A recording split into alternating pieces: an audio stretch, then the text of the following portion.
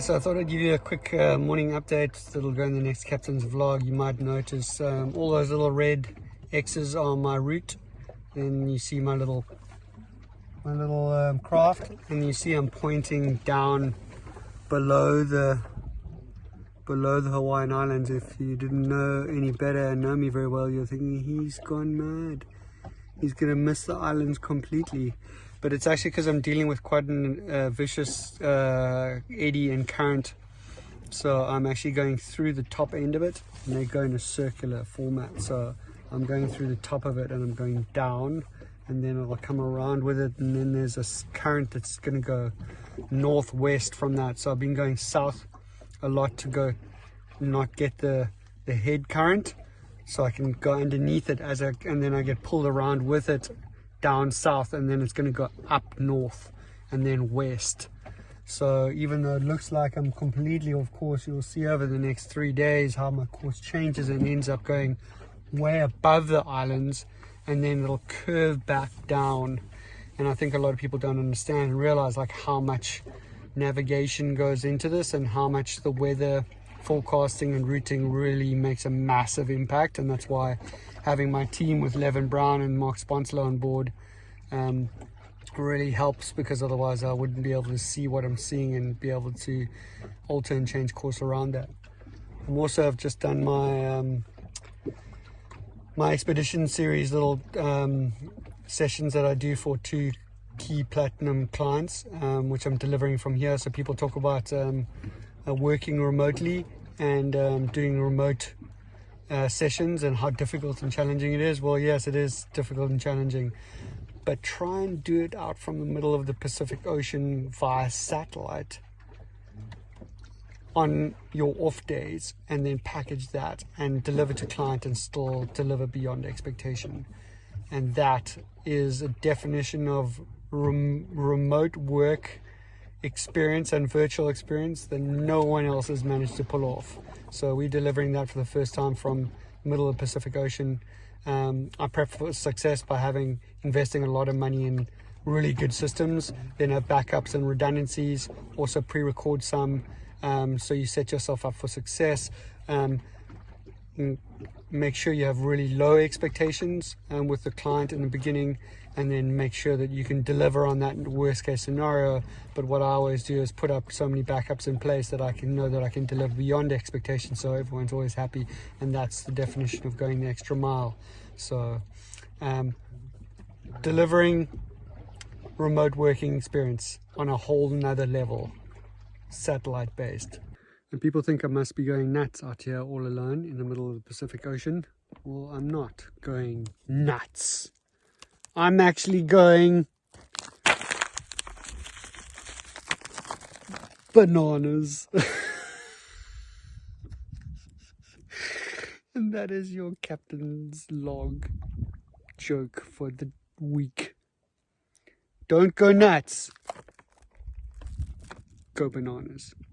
And if you do go bananas, go organic. So this has pretty much been my view for the last 18 days. The only difference is you can see my arm, which might seem not very strange to you, but for me, all I've seen is my foul weather gear jacket. And this is the first day that I actually I'm not wearing full foul weather sailing gear on my top half. I'm just in my sailor pants and my boots. But this is my view pretty much for the last 18 days, with probably 20 different shades of different filters between dark skies, stormy skies, fog, hectic wind, hectic sea, moon, sunrise, sunset. It's a beautiful big rain cloud this morning, heading directly my way for breakfast. Quite excited about that. Look how beautiful it is. It's perfect. So the wind will go a little light, which it has about 5 minutes ago, and then it will start building which it is now, and it'll continuously build till the rain comes through, and it'll strengthen even more, and then it'll be hectic for about 5 to 10 minutes, and then the rain will pass and the wind will go light again as it sucks out the back of it, and hopefully we'll get some clear skies afterwards. But look at that beautiful specimen for a little storm squall cloud in the morning. It is beautiful, it is complete, and it's coming for breakfast. There's all my instruments, showing you that I've got 13 miles to my next waypoint, which is a position I set for myself at 252 degrees.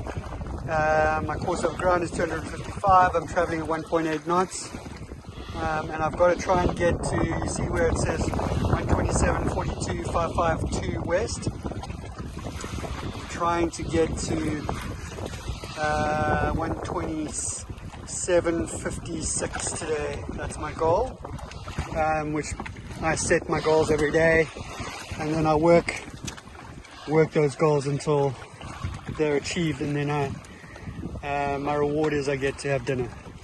Anyway, that's my update for today. This is my view, this is my office for 60 Days of Blue. I just thought I'd send you a little clip from the middle of the Pacific Ocean. I'm about 550 miles west of Mexico, about 1,500 miles to Hawaii. As you can see, beautiful blue ocean, Pacific deep blue behind me, and some white little fluffy clouds, which are the first signs of the trade winds that I'm finally getting into. And this is the lightest, most pleasant weather I've had in 20 days since I left. It's almost 3 weeks. I've had pretty much every single weather that you don't want for the last 3 weeks. I've had howling wind across me, against me, current against me, fog, mist, super thick fog and mist for like 5 days in a row. I've had blinding rain. I've had massive seas with 35 knot winds and 10, 12 foot, 3-4 meter seas, and pretty scary conditions. I've been washed overboard. I've been had some close calls with a couple of injuries, and it's been really tough. But it's sort of like in life. You got to battle and brave the bad to be able to get to the good. You know, good things don't just happen. Success happens when you put in the time, you put in the effort, you take action, you get up and you stand up for what you believe in, you take action each and every day, consistently over time, and eventually you'll get through the bad and you'll get to the good. And it's taken me 3 weeks to get here, but this is what happens when you show up and you give it your best each and every day. You've got to brave the bad to push through the bad to get to the good. You've got to put your head down, focus on what's in front of you, follow the process, grind it out, and you'll eventually get there. And as the famous saying says, this too shall pass. Remember that when you're in the bad times, the good times are coming.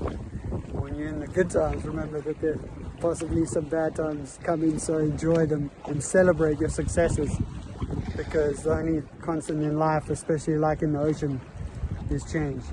So embrace the good, appreciate the bad, because they make you appreciate the good times even more.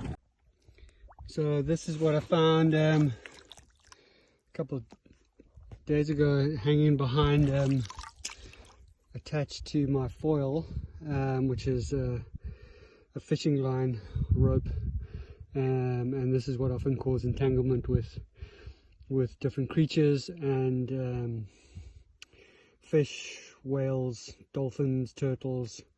And this is the reason why I'm doing my journey, to be able to highlight the plastic pollution problem, the fishing nets problem, rope that just gets left and discarded or breaks off in the middle of the ocean.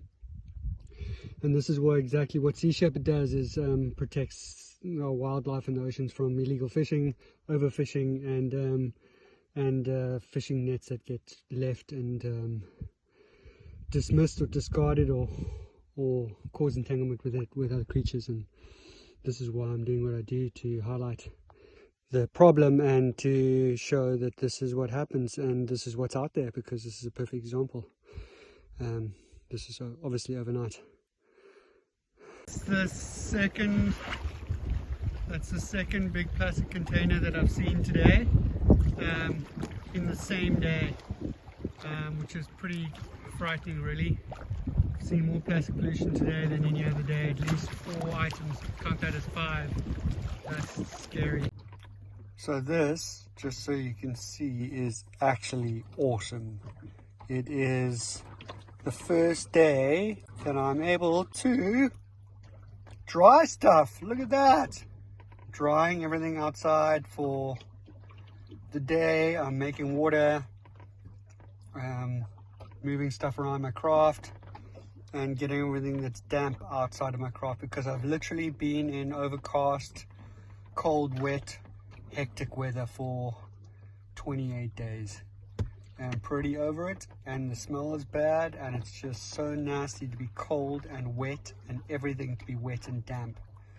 When you're outside for 12 to 15 hours a day in stormy, scary conditions, and you come into a wet cabin where everything is wet, including all your gear, your clothes, there's nothing that's not dry because of condensation, then it is it's a pretty nasty place to live, and try and still stay positive and get up every day excited to get the miles and get to where you need to go and create positive change through climate change awareness and ocean health. So pretty stoked to be celebrating a day where I can literally have everything outside, drying, washing some stuff, which also gets pretty nasty, and then actually be in shorts for the first time in a month, which is amazing. And that is worth celebrating. Chris, Transpac Wing Project out. So this is me charging all my main systems and charging it up to my little internal battery banks inside, drying all my gear, doing some repairs to my para anchor line. We're doing some repairs to the front of the craft later where it's chafing up against the wings. That's not really helping at all because there is no wind at all, but it looks good. And wow, isn't that an amazing photo? Oh, here she comes. Oh, there she goes. Yeah, just stupidly beautiful, really. Look at that. Incredible.